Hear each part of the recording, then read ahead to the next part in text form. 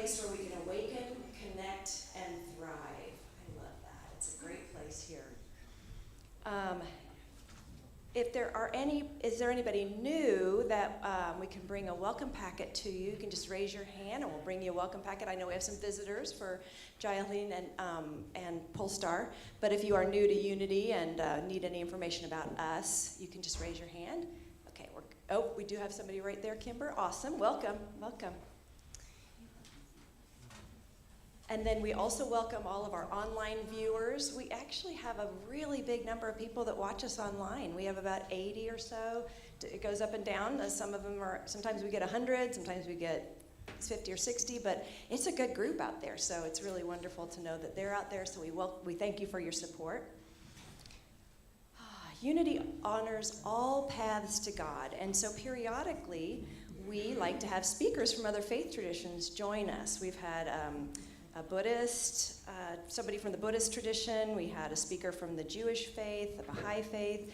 And today we're very happy to welcome Jaya Helin, who will be speaking to us about Paramahansa Yogananda's teachings. And so we're really excited to hear about that.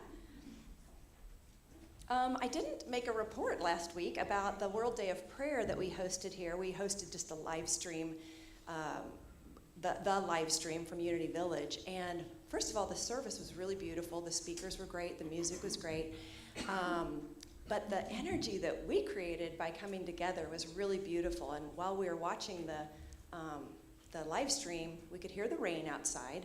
And then when we got done, David Cornell goes, "There's a rainbow." So we all went outside.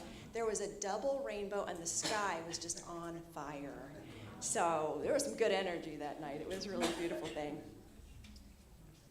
Our reader today is Barbara Weimar, and we have John Magny, the choir, and a bunch of singers from Polestar, so that's really wonderful. We're excited to hear you guys.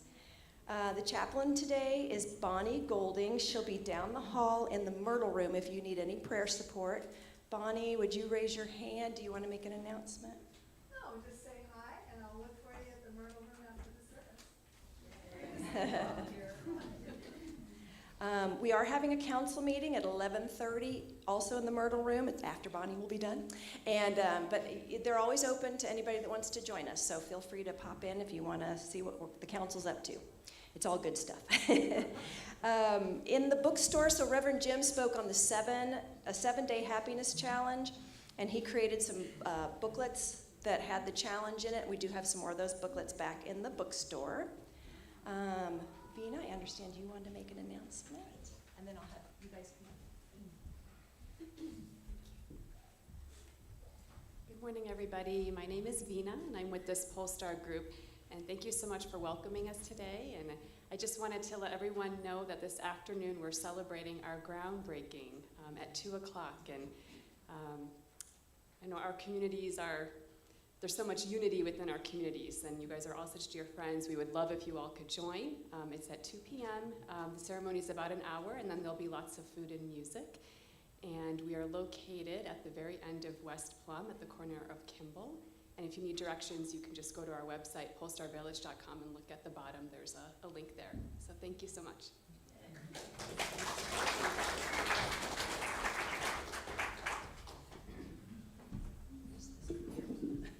Thank you. Good morning, everybody. And I'm going to be passing around a couple of clipboards for October 12th and 19th. We are going to do some yard cleanup and painting the fence.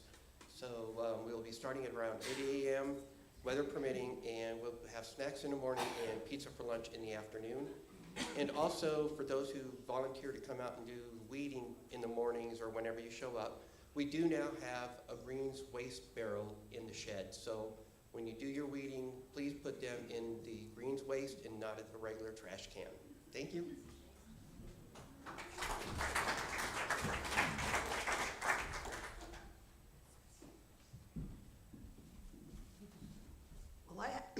I have a surprise. I don't think some of the council even knows about this, but the Connections Committee has decided that we will not have an after Thanksgiving potluck. We're going to have a Friendsgiving on November the 4th, which will be like a Thanksgiving dinner. And we ask you guys to come. And what we also are going to do is have a variety show. And so I have a little sheet here where you can sign up, but I'm not going to pass it around. I'm going to put it over here in the lobby today. And it can be, you can do poetry, you can sing and dance, you can do a skit, you can tell jokes, whatever. So it should be really great. And then if you also want to sign up, you can sign up to clean up or cook or do stuff like that. But we'll put that over there, and it should be fun. Thanks. I think somebody did knot tying one year, so you can really do anything you want. It's great. Arlene Brown is hosting a ladies' brunch on Saturday the 28th. There are flyers on the entry table with all the details. The event will be at her home and will start at 11 a.m. You can bring up your favorite breakfast food to share. She would like an RSVP so that she'll know what food you're bringing and how much food that she needs to prepare, so that would be wonderful. Julie is going to be also passing a clipboard today for the volunteer positions that she's in charge of, the greeters, readers, slideshow. So check it out. Feel free to put your name down. If you're not sure your dates, I never have my calendar with me, so I can't ever sign up for it. So you can always email her directly or call her and sign up for certain positions if you like. Community lunch bunch today is heading to La Buena Vida at 11:30. And just real quick, because we had a lot of announcements, we'd like to just bring your attention to our bookstore, which has a lot of great titles. We try to bring in new items every few weeks. Very often it relates to the topic that was spoken about on Sunday. And then the other thing we'd like to point out is bookshop.org. If you go to Unity's page, anything you buy there, we get 30% of the purchase price. So it's a really wonderful way. If you're buying books online anyway, if you can do it there, we make a good amount of money. And then finally, I don't know if many of you have been to the library down the hall. It's a wonderful collection of books. Jim Weimar, and who's helping you with that, Jim?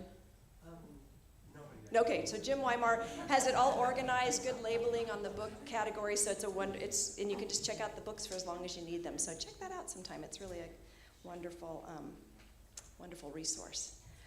Okay, everybody take a deep breath. Say our unity centering prayer. Our unity centers us in light and peace, allowing us to recognize God within and to radiate that love to the world. All right, we're going to get a large part of the church up here right now.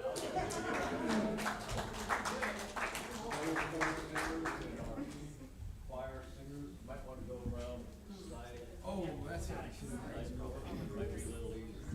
Yeah, we go like that. Yeah, right here, thanks. Go the go ring. Okay, there's people coming from behind now.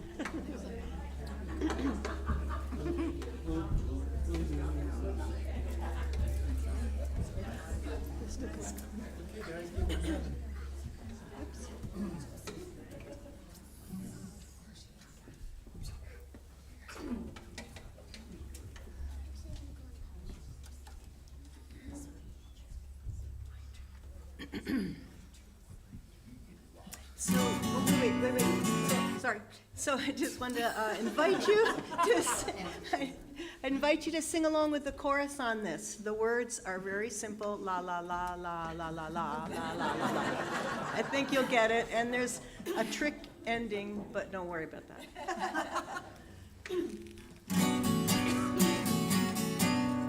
When the dawn breaks and then the morning sends the sun high in the sky, who would hide from heaven's glory? Who could cast a challenge by? La la la la la la la la la la la la la la la la. La la la la la la la la la la la. There's a morning for every nation when the sun's high in the sky. There's a time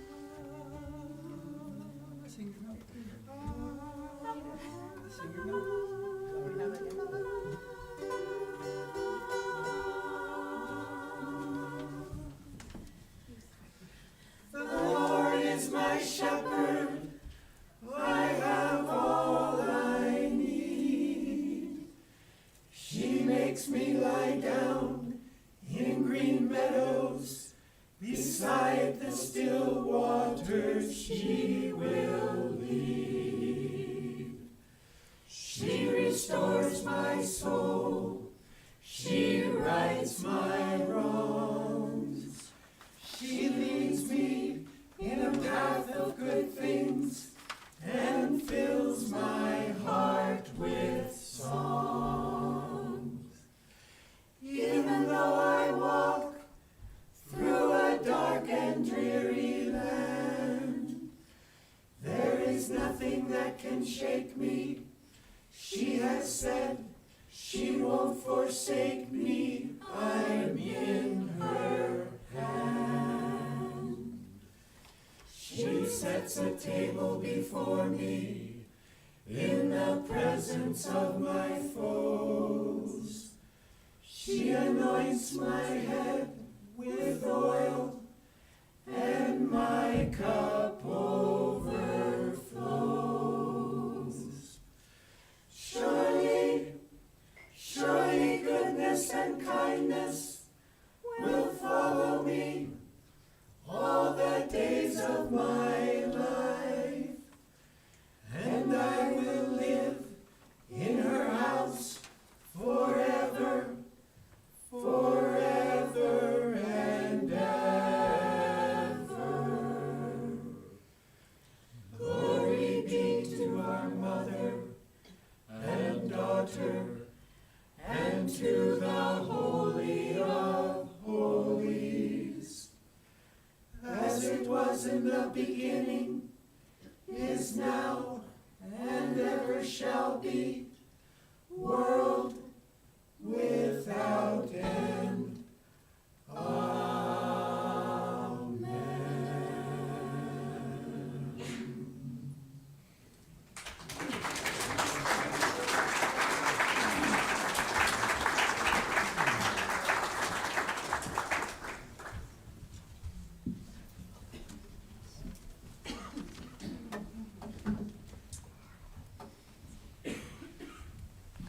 That was beautiful.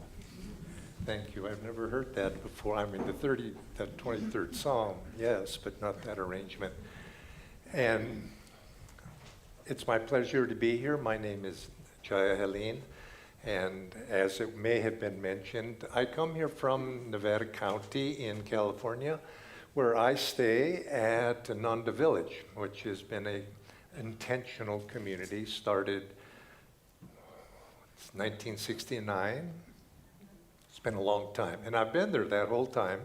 There was no Ananda Village when I showed up there, but through the efforts of many, many souls, hundreds of souls, maybe thousands of souls by now, it's been able to be developed in a very, very beautiful place. It's a community. Now, we're based upon the teachings of Paramahansa Yogananda, and I suspect many of you probably have read Yogananda's autobiography of Yogi. Is anybody? I've never run into an audience yet and there was no hands were raised up. And it's an interesting thing. We read that autobiography and we feel the presence of a very great master there, a God-realized soul. But it's somewhat unknown to many people, and most people I would suspect, and certainly those who don't have a close familiarity with Yogananda's life, that he had, especially in the latter years of his life, he had a very, very abiding, deep desire, you could say, to see, as much as a master can have a desire, to see the creation of what he called world brotherhood colonies. And he with power, he would say, youths must go north, south, east, west to spread this message that plain living and high thinking lead to the greatest happiness. And that was the motivating, you could say, the impetus for the creation of the place from which I come, Ananda Village. This was created by a disciple of his, Swami Kriyananda. He put the energy out. Many of us helped, and we were able to create that. Well, this interest that he had in starting World Brotherhood colonies is what, in a sense, brings me here this weekend, because some of our dear friends, people who have lived at Ananda Village, have gone out, and you might say, taken that message to heart, have gone out to create such places. And one of those is Polestar. And I see a number of you here, and Michael and Ann, who were the impetus getting this started. And this weekend, they're having a groundbreaking ceremony. Tomorrow has been announced, and all of you being invited as well.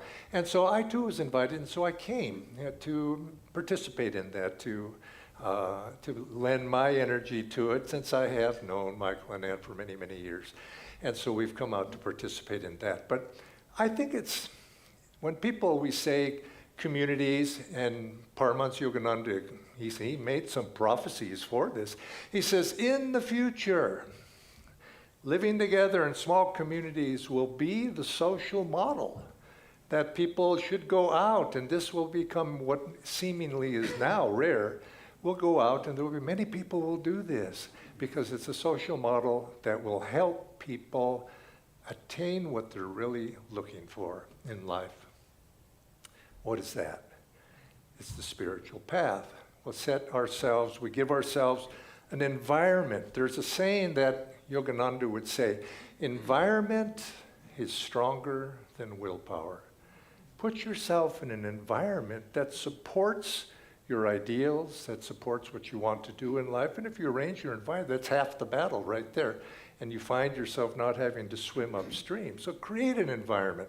And why just limit it to job, or why limit it to school, your association with other people? Why not actually get together residentially and create little villages like that? Well, I know today when we speak about communities, often this is what comes to mind. And we had a nice program yesterday, people speaking from various traditions about communities. And I could see that when people speak about communities, the tendency is to think in residential terms. Living together, creating houses, creating a village, and that's natural, that's a nice part of it. But we have right here, right now, we have a community. What is a community really? It's a group of people coming together to affirm values, affirm beliefs, affirm ways of living, and that's exactly what unity is. That's exactly what all churches are, is people coming together, and by affirming these things together in a group, we strengthen them in ourselves, but we also strengthen them in society as well, which is extremely necessary in this day and age, to make the values real. And we give inspiration to ourselves, we give inspiration to other people to actually take the steps to make this a reality out in society as a whole. Well, yesterday, I wanted to follow up on a little something I said yesterday, just sort of off the top of my head. I had 5 minutes. So obviously, I wasn't going to go very deep in the subject. But after I started speaking, I says, I want to say a few more words about that. And maybe it will tie in also of what we're speaking about today here, is this community, enlightening together, moving forward, realizing God, being with God together. And in my couple of minutes that I had, I said to the group, I'm going to say a word that's going to make a little of some of you nervous. God. You see, because yesterday there was a symposium of speakers from many different angles, planning, land use, co-housing and things. And I wasn't quite sure if that was going to be something that would be well received. But I knew that I could probably say God here. And it would be okay. So I just said it as that, and I just left it at that. And I was making a point, which I did not go into, but It's my belief, and this was expressed also by my teacher, Swami Kriyananda. He said a truly successful community cannot, or a successful community cannot be created without the inclusion of God. Now, that's radical. And if I would have said that, of course I would have got myself, people wouldn't have understood what I was speaking about. But it's because people don't quite maybe understand what God is. God is, what do we have here? Joy, love.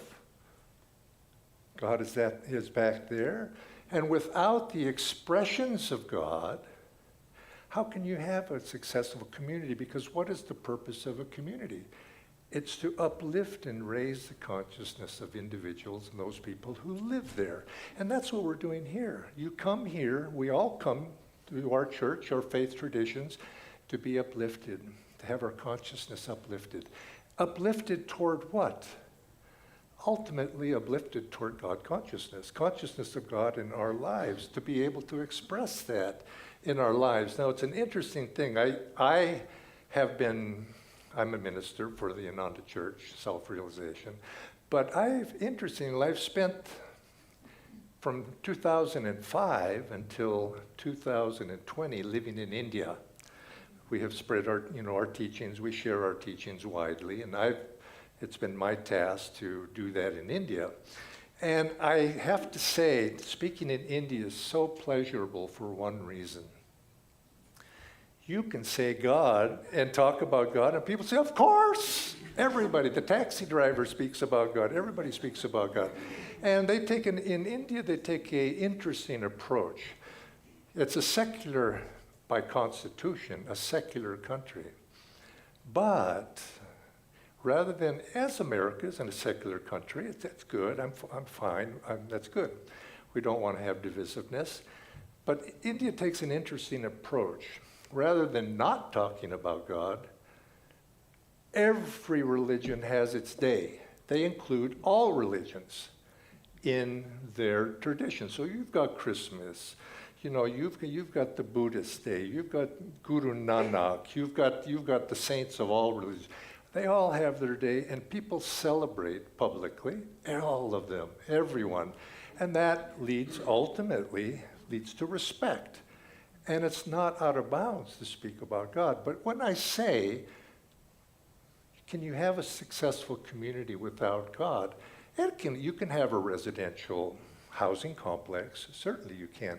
But does that make a real community? A community is more than that. It's a union of hearts, of people, of working together, of striving in a direction with each other, as we see happening in every church congregation, working together towards something higher, raising that consciousness. Now, a little story that Swami Kriyananda, who was my mentor, and he once told a story that he was giving a discourse about some spiritual topic, and it was in a wide group, and he was talking that God is important, we need God in our lives, how it's going to benefit us, and so on. And at the end, one fellow raises his hand, and he says, yes, and he says, well, and this was in Australia, so at this point in telling the story, Swami Kriyananda would put on this very heavy Australian accent. Well, this fellow said to me, he says, what? I'm an atheist. What do you say to me? And Kriyananda thought about it for a moment. He says, why don't you think of God as your own highest potential? And the fellow thought, well, that'll do, that'll do, and he accepted it. But I thought it was actually a very good answer for him. Our very highest potential, something that we can't perhaps even express what that is. But in that statement, it's an implication that we are moving towards something, and maybe away from something else, away from that littleness, the pettiness, the ego, all of those things that limit us and to keep us bound and to keep us in smallness. we're actually moving towards something, our highest potential. So if we're going to have a community, a church community, a residential community, it has to help people in some fashion achieve their highest potential. And ultimately, that highest potential in the traditions of religion, traditions of all faiths, perhaps expressed in different ways, one to the next, is that ultimately is that realization, which Paramahansa Yogananda termed self-realization, but not with the little s. It's that self, the higher self, which is another way of saying our highest potential. It's another way of saying God. It's another way of expressing that ultimate potential to which all of us are seeking. We seek it, unfortunately, in byways that somehow we mistake, and we have to learn our lessons. But deep down, there's that, no matter how much we satisfy those desires we have, which are somewhat of the world, we're not satisfied. It's the only thing that ultimately satisfies is the divine. The divine gives that rest, that comfort, that satisfaction to which all of us are looking. And that's what a community, now putting it in the sense of the context of why I came here to join, Michael and Ann and many of you here, to have that vision, that goal underlying why we're doing this. Why is a community being built? Why does unity, is it here? It could be, and there's nothing wrong with recreation. There's nothing wrong with gardening, or there's nothing wrong with any of these things. They're all good. But the deeper question is, why do we do what we do? And bringing that spirit into whatever we do.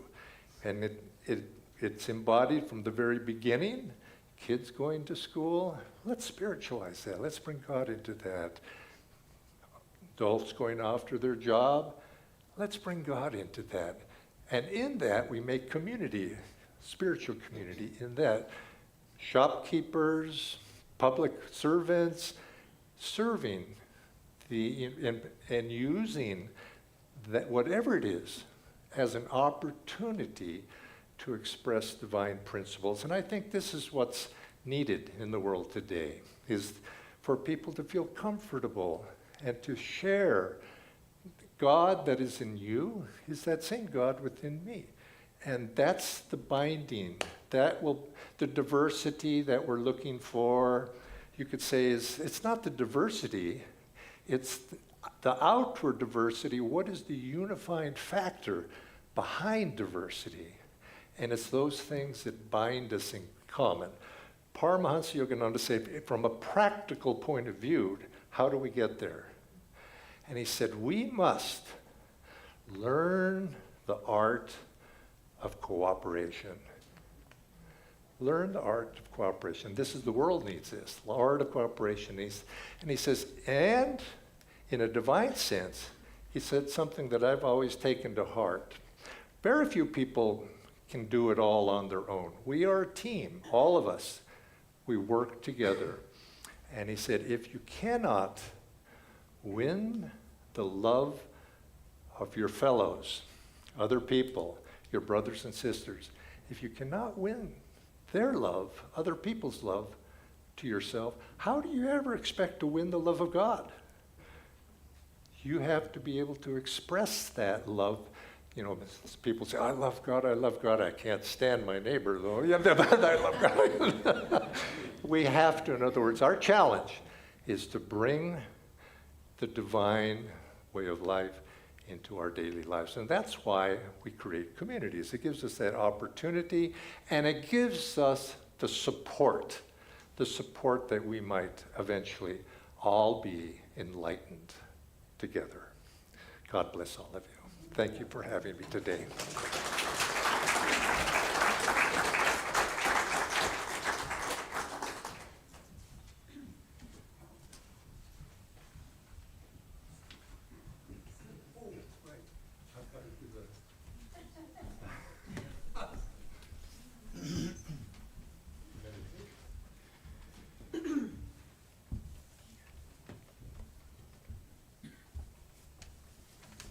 So the music that we've been singing, except for the 23rd Psalm, is written by Swami Kriyananda, who's the founder of Ananda.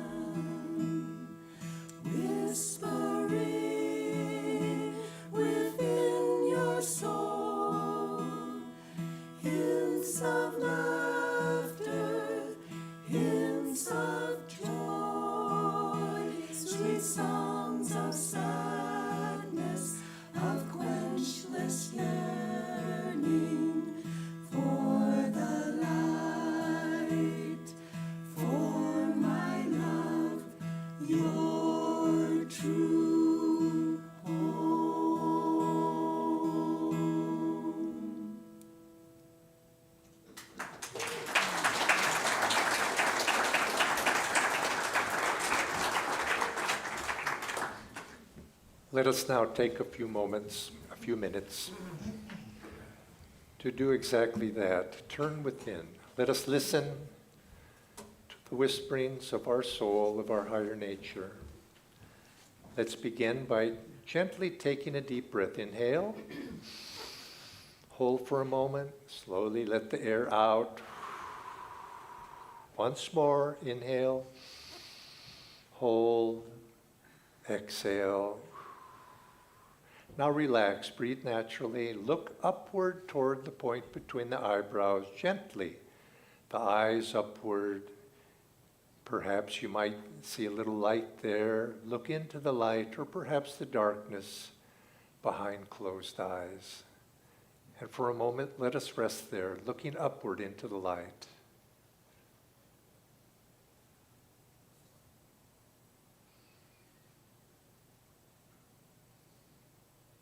Now feel in the heart, while keeping your eyes uplifted, calling to God and feeling, listening to divine response in the heart. Peace, joy, God's presence within.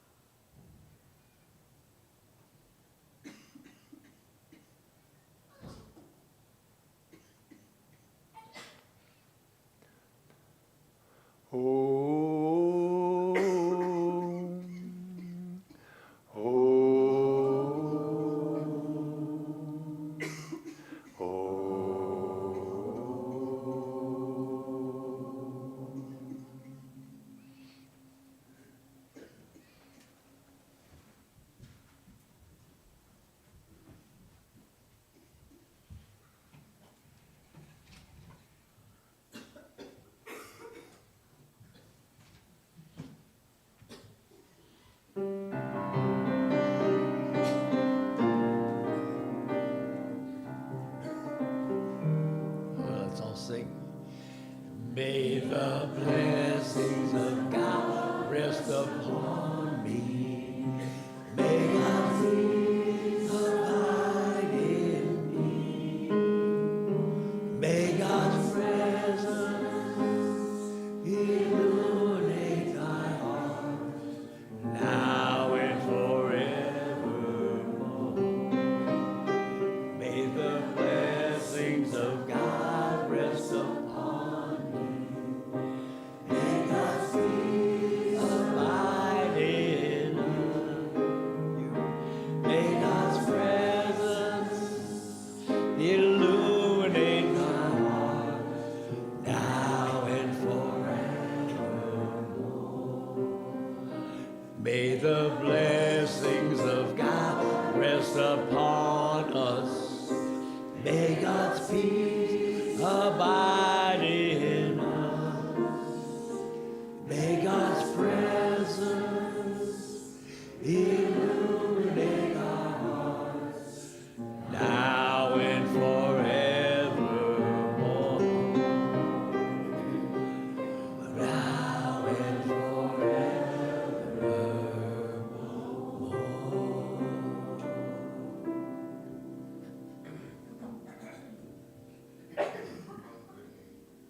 You need to turn it on, Jim.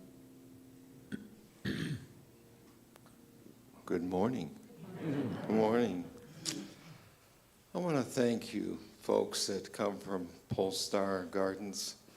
You've created a great gift that you brought to us, not only in your words that encourage us as a community, but also the tremendous music talent that you've created here to enlighten our hearts. But most of all, you brought yourselves.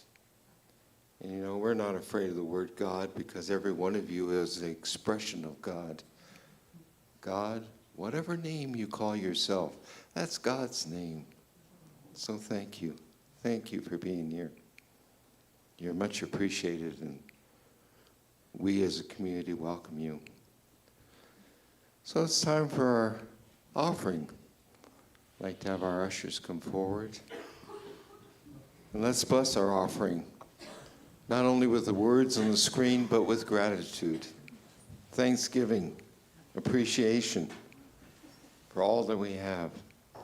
So together, divine love through me blesses and multiplies all that I have, all that I give, and all that I receive. Thank you, God.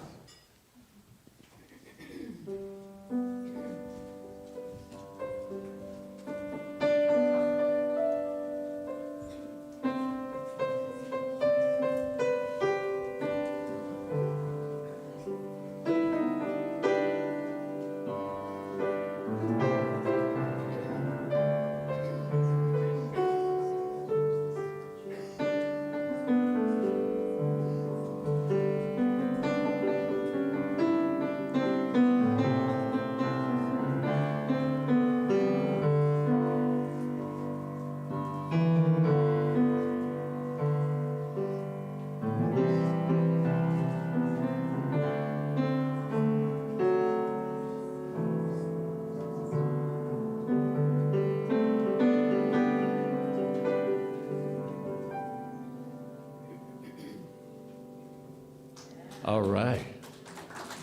Would you be my neighbor? This is really great about the groundbreaking of the Polestar Village, and we're going to get the choir and Polestar singers up here for one more.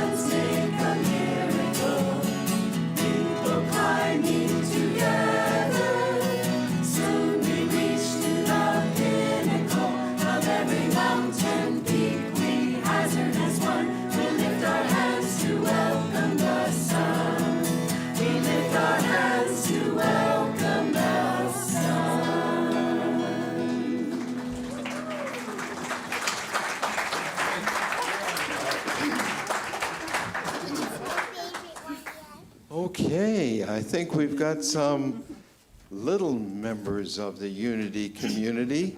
So let's go ahead with our theme song, This Little Light of Mine. Where are you, John? Oh, here. Caught in line back there, huh? Stuck in traffic. Okay. All right.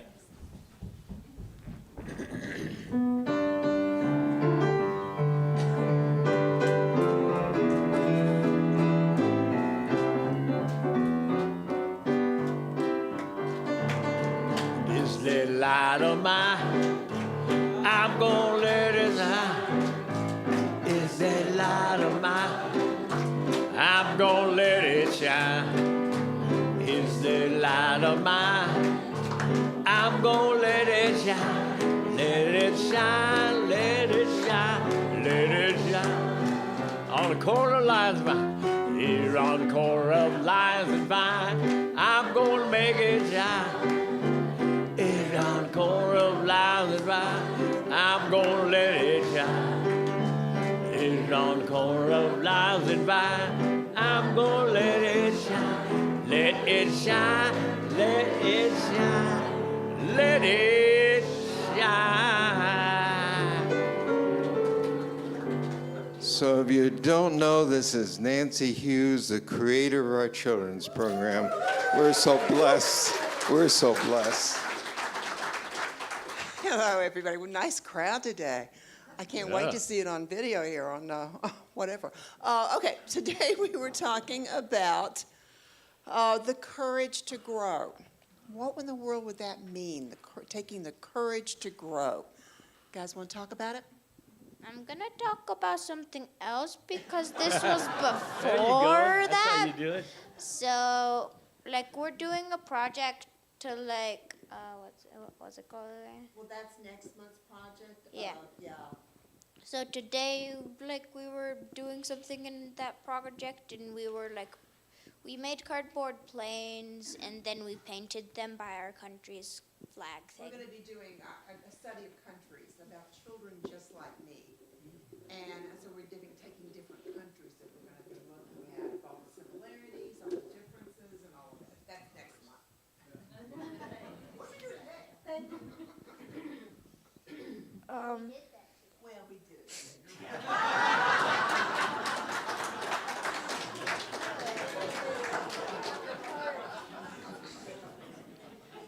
It's okay not to be perfect and to make mistakes.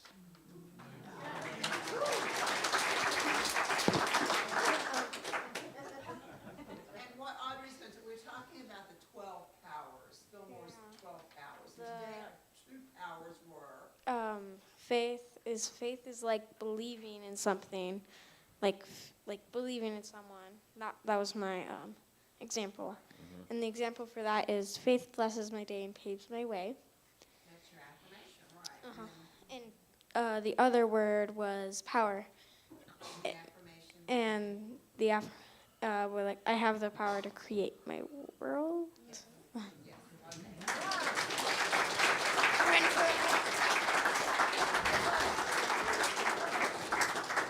Wow, that boy's going to be a unity minister, I think. Yeah. You know, at midnight on Saturday night, I want to talk about something different tomorrow. So we've had a good time in our celebration service. Thank you for being here, and thank you for all of you online that are certainly with us in spirit.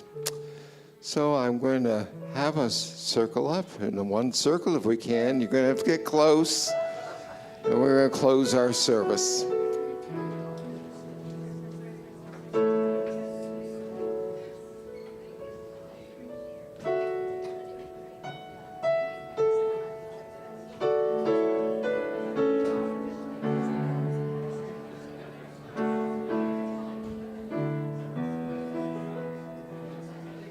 So just cherish that hand that's holding yours.